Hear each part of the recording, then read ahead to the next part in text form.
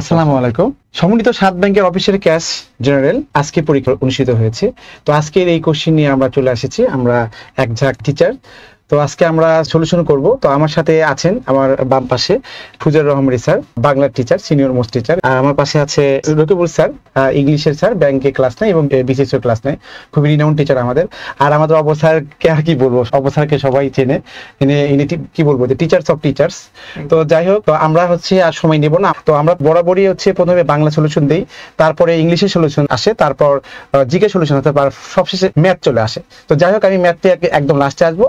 এখন আমার প্রথমে বাংলায় কোশ্চেন সলভ নেবেন আমাদের শ্রদ্ধেয় ফুজার স্যার। আজকে আমরা শুরু করব বাংলা অংশ দিয়ে। আজকে যে সমন্বিত ব্যাংক ক্যাশ পরীক্ষা হলো, অফিসার ক্যাশ, এই অফিসার ক্যাশের প্রশ্নটা দেখে প্রথমে একটু বলি যে অন্যান্য ব্যাংক ক্যাশের প্রশ্নগুলো বা ব্যাংকের প্রশ্নগুলোর চেয়ে আজকের প্রশ্নটা একটু ব্যতিক্রম ধর্মী হয়েছে। আমি যদি আমার বাংলা অংশ থেকেই বলি, প্রশ্নগুলো খুব সহজ কিন্তু রসে ভরা। তার মানে হচ্ছে একটু ব্যতিক্রম ধর্মী করে একটু ব্যতিক্রম ধর্মী উত্তর তারা চেয়েছে। আচ্ছা চলুন আজকে আমরা সলিউশন করবো। তবে যারা যারা এই প্রশ্নের উত্তর আপনারা আমার আগেই দিতে পারবেন, ব্যাখ্যা বিশ্লেষণের আগে, তারা এই প্রশ্নের উত্তর প্রথমেই দেওয়ার চেষ্টা করবেন। দেখুন, আমাদের আজকের প্রশ্নটা হচ্ছে, বাংলা প্রশ্নটা একেবারে শর্টকাট দেখা গেলেও মনে হয় যে সহজ, কিন্তু একেবারে সহজ নয়। একটা সময় ছিল যেখানে ব্যাংকে বাংলার প্রশ্নগুলো যখন 16টা আমরা যখন পরীক্ষা দিতাম, তখন 16টা করে প্রশ্ন থাকতো। আর প্রশ্নগুলো এমন সহজ ছিল যে মোটামুটি যারা পড়ালেখা করেছে ওরা চাইলেই প্রায় এই হচ্ছে কি যে 12 থেকে 14টা প্রশ্ন দিতে পারতো। একটা বা দুটো প্রশ্ন একটু ব্যতিক্রম ধর্মী ছিল, কিন্তু এখনকার প্রশ্নগুলো সবগুলোই একটু ব্যতিক্রম ধর্মী। আর যারা মোটামুটি ভালো করে পড়ালেখা করেছেন তাদের সবার জন্যই সহজ। তাহলে দেখুন, প্রথম প্রশ্ন কি, সরল বাক্যের প্রধান অংশ কয়টি? সরল বাক্য আমরা জানি গঠন অনুসারে বাক্য 3 প্রকার: সরল, জটিল এবং যৌগিক। সরল বাক্যের মধ্যে প্রধান অংশ হচ্ছে 2টি, উদ্দেশ্য এবং বিধেয়। একটি সমাপিকা ক্রিয়ার সাথে কি করে, একটা হচ্ছে সমাপিকা, একটা কর্তা এবং একটা সমাপিকা ক্রিয়া।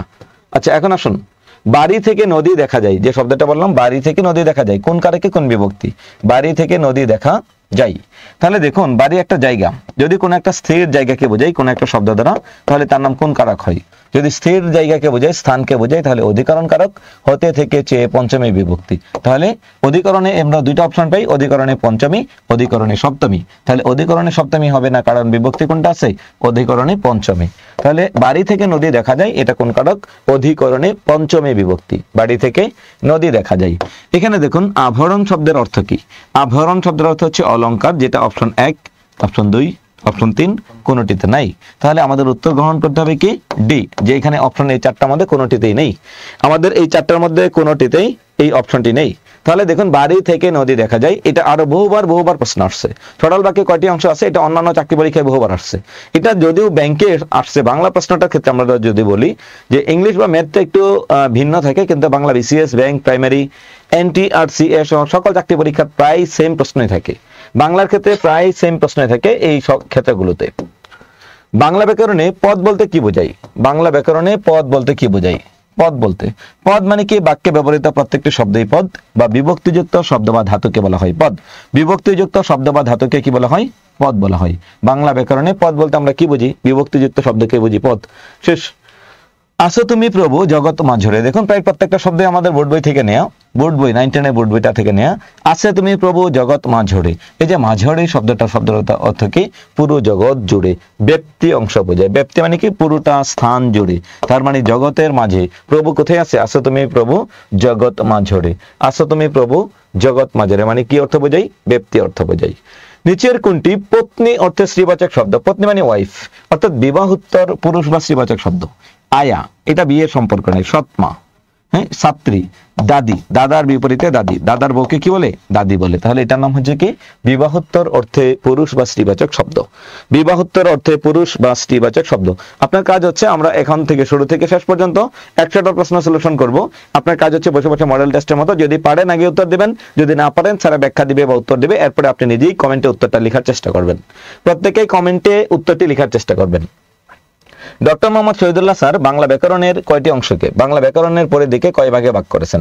5টি ভাগে ভাগ করেছেন। দৈনিক শব্দ, বাক্য, অর্থ এবং অলংকার 5টি ভাগে বিভক্ত করেছেন। শরৎচন্দ্র চট্টোপাধ্যায়ের প্রথম গল্পের নাম কি? মন্দির। শরৎচন্দ্র চট্টোপাধ্যায়ের প্রথম গল্পের নাম হচ্ছে, প্রকাশিত গল্পের নাম হচ্ছে মন্দির। শরৎচন্দ্র চট্টোপাধ্যায়ের প্রথম প্রকাশিত গল্পের নাম কি? মন্দির। যার ঋণ আছে, অর্থাৎ ঋণ করেছে যে, তাকে কি বলা হয়? ঋণী। ঋণ করলে তো ঋণী বলবেই। খাতক, হ্যাঁ, খাতকে বলা হয় যার ঋণ আছে। অধমন, উত্তমন, অধমন, উত্তমন মানে যে ঋণ দেই, অধমন মানে যে ঋণ নেই। তার মানে কি 1 2 3 তিনটা তো উত্তর দেওয়া যাবে না, তাহলে 4 নাম্বার অপশনে দেখুন কি লেখা আছে, সবকটি। উত্তর যে তিনটা আছে তিনটাই, যার কারণে আমার উত্তর হচ্ছে কি ডি। নিচের কোন শব্দদ্বয় শুদ্ধ? উপরিউক্ত, উল্লেখিত। উপরিউক্ত, উল্লেখিত। উপরিউক্ত, উল্লেখিত। আমরা পরবর্তীতে আমাদের পেজে এই শব্দগুলোর ব্যাখ্যাগুলো, প্রশ্নগুলোর ব্যাখ্যাগুলো বিস্তারিত আলোচনা করে দেব। আর প্রশ্নের ব্যাখ্যাগুলো বিস্তারিত আলোচনার জন্য আমাদের বিদ্যাবাড়ি পেজে আপনাকে একটু চোখ রাখতে হবে। এরপরে দেখুন, এরপরের প্রশ্নটা হচ্ছে নিচের কোন ভাষাটি স্বতন্ত্র ভাষা? এক্ষেত্রে একটু দেখুন, এটা একটু কনফিউজিং প্রশ্ন যে নিচের কোন ভাষাটি স্বতন্ত্র ভাষা। দেখুন বাংলাটা হচ্ছে স্বতন্ত্র ভাষা, বাংলাটা হচ্ছে স্বতন্ত্র ভাষা, কারণ বাংলা সংস্কৃত থেকে আসেনি। এখানে অনেকগুলো মতামত আছে, অনেকগুলো মানে মত পার্থক্য আছে যে সংস্কৃতও স্বতন্ত্র ভাষা কিনা, সংস্কৃত ভাষা থেকে সরাসরি বাংলা ভাষা আসছে কিনা। এই দিক থেকে আমরা যদি বিস্তারিত পণ্ডিতদের মতামত যদি দেখি, তাহলে দুইটা মতই আমরা পাই যে সংস্কৃত হচ্ছে স্বতন্ত্র, বাংলাটাও স্বতন্ত্র। তবে তার মধ্যে সবচেয়ে বেশি প্রায়োরিটি দেবেন কোনটা? বাংলাকে। যদি কেউ সংস্কৃত বাংলা উভয়টা দেয়, লিখিত পরীক্ষার ক্ষেত্রে দুইটি সঠিক, কিন্তু বাংলাটা সবচেয়ে বেশি অ্যাপ্রোপ্রিয়েট এখানে। তরোয়াল থেকে, তরোয়াল শব্দটি আসছে কোথা থেকে? তলোয়ার থেকে আসছে, তলোয়ার, তলোয়ার। এখানে দেখুন ঘটনা কি হয়েছে, ল ল ল পরের লটা আগে আসছে আর এই রটা পড়ে গিয়েছে, দুইটা বর্ণ কি করেছে? ইন্টারচেঞ্জ। যদি পাশাপাশি বা একটা শব্দের মাঝখান থেকে দুটি বর্ণ জায়গা পরিবর্তন করে, লাফ থেকে ফাল, পিশাচ থেকে পিচাস, বাক্স থেকে বাস্ক, এরকম যদি জায়গা পরিবর্তন করে তবে তাকে বলে হচ্ছে ধ্বনি বিপর্যয়। তাহলে এটার নাম হচ্ছে কি? ধ্বনি বিপর্যয়। এখন আসুন ধ্বনি বিপর্যয়, এখন আসুন এটার নাম হচ্ছে কি? ধ্বনি বিপর্যয়। নিচের কোন সন্ধি বিচ্ছেদটি সঠিক? নিচের কোন সন্ধি বিচ্ছেদটি সঠিক? নিয়োগ নন হয় না, নয়ন। নিয়োগ অন যদি হতো তাহলে এটা হতে পারতো, এটাও হবে না, এটাও হবে না। নিশ্চেষ্ট, নিযোগ চেষ্টা যদি হতো তাহলে একটা নিশ্চেষ্ট যদি হতো তাহলে এটা সঠিক হতে পারতো, এটাও হবে না। তৎযুগ মধ্যে সমান সমান তন্মধ্যে। এখন দেখুন যদি কোনো শব্দের মাঝখানে নাসিকা বর্ণ থাকে তাহলে ওই বর্গের প্রথম বর্ণে বসাতে হবে। ন বর্গের প্রথম বর্ণ কি? ত থ দ। ত এর ক্ষেত্রে তৃতীয় বর্ণ বসাইছেন, ওই বর্গের ত থ দ, ত বর্গীয় বর্ণে তৃতীয় বর্ণ বসিয়েছেন। তৎযুগ মধ্যে সমান সমান কি হলো? তন্মধ্যে। তৎযুগ মধ্যে সমান সমান হলো তন্মধ্যে। দুটি বিশেষণ পদে গঠিত কর্মধারয় সমাসের উদাহরণ কোনটি? পাশাপাশি দুইটা বিশেষণ থাকবে, লোনা জল দুইটা বিশেষণ নাই, দুইটা বিশেষ্য আছে। ঘি ভাত দুইটা বিশেষণ নাই। খা সাহেব দুইটা বিশেষণ নাই।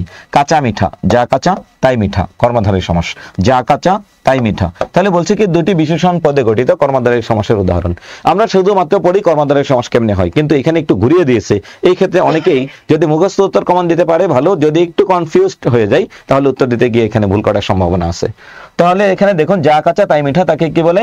কাঁচা মিঠা। যা কাঁচা তাই মিঠা তাকে বলা হয় কাঁচা মিঠা। বাঁশি বাজাই, এখানে দেখুন একটা কর্তা একটা উহ্য আছে। এখানে আমরা দেখলাম যে অনেক ছেলেবেলে অলরেডি এটা ভুল করে ফেলছে যে বাঁশি বাজাই, কেউ একজন বাসাই, কেউ একজন বাজাই, কেউ একজন।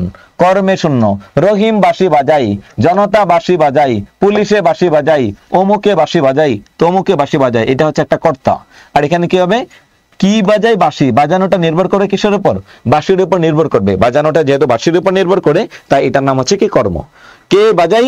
যে বাজায় সে হচ্ছে কর্তা। এখানে কর্তাটা উল্লেখ নেই। আমরা যখন কারক পড়াই ক্লাসে বিস্তারিত এখানে বলে দেই যে কর্মের ক্ষেত্রে মাঝে মাঝে এই শব্দটা কর্তা উল্লেখ থাকে না, তখন আমাদেরকে কোনো একটা কর্তা ধরে নিতে হবে। সংশয় এর বিপরীত শব্দ কোনটি?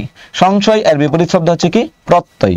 সংশয় এর বিপরীত শব্দ হচ্ছে প্রত্যয়। সংশয় এর বিপরীত শব্দ প্রত্যয়। বদ মেজাজি, দেখুন এখানে একটা ঝামেলা করেছে আমাদের আজকের প্রশ্নে, যেটা করেছে বদ শব্দটা ফার্সি উপসর্গ, কিন্তু অপশনে কোথাও ফার্সি নাই। এখানে একটা আছে ফরাসি, হয়তো এটা কোনো একটা মিস্টেক হতে পারে, হয়তো এটা কোনো একটা মিস্টেক হতে পারে, অথবা হয়তো এটা কোনো একটা মিস্টেক হতে পারে, অথবা আপনার এটাকে উত্তর দেওয়া যাবে না, যেটা দেবেন সেটাই ভুল। যেহেতু শব্দটা সরাসরি ফার্সি, যেহেতু সরাসরি ফার্সি এখানে অপশন নাই, ফরাসি দেওয়া যাবে না, হিন্দি দেওয়া যাবে না, আরবি দেওয়া যাবে না, বাংলা দেওয়া যাবে না। তাহলে এখানে উত্তরটাকে আপনাকে রেখে দিতে হবে, যেটা দিবেন সেটাই ভুল হবে। এখন আসুন, এখানে সঠিক উত্তর নেই। অনুতাপ, অনুতে যে তাপ তাকে বলে কি? অনুতাপ। অনুতাপ, অনুতে যে তাপ তাকে বলে অনুতাপ। অব্যয়ীভাব সমাস, যদি কোনো শব্দের প্রথমে কি থাকে? অব্যয় থাকে, তবে তাকে বলে হচ্ছে কি? অব্যয়ীভাব সমাস। গুরু চণ্ডালী দোষে বাক্য কি হারাই? বাক্য তার যোগ্যতা হারাই। গুরু চণ্ডালী দোষে বাক্য তার যোগ্যতা হারাই। গুরু চণ্ডালী দোষ আরো বেশ কয়েকটা কারণে, 5টি কারণে বাক্য তার যোগ্যতা হারায়। তার মধ্যে গুরু চণ্ডালী দোষ এটা হচ্ছে অন্যতম একটা বিষয়, যে গুরু চণ্ডালী দোষে বাক্য কি করে তার যোগ্যতা হারায়। তৎসম শব্দ কোনটি? ধর্ম। রেফ আছে সরাসরি, এটা হচ্ছে তৎসম শব্দ। কবর কবিতা হচ্ছে পল্লী কবি জসীমউদ্দীনের মাত্রাবৃত্ত ছন্দে রচিত কবর কবিতা। এটা হচ্ছে কবি জসীমউদ্দীনের সবচেয়ে বেশি ফেমাস, সবচেয়ে বেশি বিখ্যাত কবিতার অন্যতম একটা হচ্ছে এই কবর কবিতা। পল্লী কবি জসীমউদ্দীনের কবর কবিতা হচ্ছে একটা মাত্রাবৃত্ত ছন্দে রচিত কবিতা। নিচের কোনটি বন্দে আলী মিয়া একজন বিখ্যাত কবি ছিলেন, ওনার কবিতা কোনটি? তাহলে দেখুন, কুচ বরণ্যে কন্যা, এটা বহুবার আসছে, আর বাকিগুলো খুব কম এসেছে। মেঘ কুমারী, কামাল আতাতুর্ক, এটাও তার। তাহলে আমাকে গ্রহণ করতে হবে কি? ডি, অপশন ডি, মানে কি সবকটি। এই সবকটি হচ্ছে কি এই বন্দে আলী মিয়ার হচ্ছে শিশুতোষ গ্রন্থ। এরপরে আসুন, নিচের কোন বানানটি সঠিক? স্পন্দন, এটা ছিল লুণ্ঠন। লুণ্ঠন বানানে, এখানে খেয়াল করুন, লুণ্ঠন বানানের মধ্যে মাত্রা দেওয়া ছিল পরীক্ষার হলে, এই জন্য এটা ভুল। কণ্টক বানানে মাত্রা আছে, এই জন্য ভুল। দ্বন্দ্ব বানানে মাত্রা আছে, এই জন্য ভুল। এই তিনটাই হবে মূর্ধন্য, আর স্পন্দনে মূর্ধন্য হওয়ার কোনো কারণ নেই, এই জন্য এটার নাম হচ্ছে কি দন্তন্য হবে। এটা হচ্ছে সঠিক, স্পন্দন, এটা হচ্ছে সবচেয়ে পারফেক্ট। নিচের কোনটি 20 শতকের পত্রিকা? এই পত্রিকাটা আমরা দেখছি বিসিএস আসার পর থেকে অন্ততপক্ষে প্রায় কয়েক ডজন খানিক পরীক্ষায় এটি এসেছে। শনিবারের চিঠি যখন এই বিসিএস আসলো, তারপর থেকে ব্যাংকে 11 থেকে 20 গ্রেড, প্রাইমারিতে সহ অন্যান্য অনেক চাকরিতে এই প্রশ্নটি এসেছে। লাস্ট প্রশ্ন বাংলা, সেটা হচ্ছে ইতর বিশেষ শব্দের অর্থ কি? ইতর বিশেষ শব্দের অর্থ হচ্ছে পার্থক্য করা, ইতর বিশেষ শব্দের অর্থ হচ্ছে পার্থক্য। এই হচ্ছে আমাদের বাংলা অংশের সলিউশন।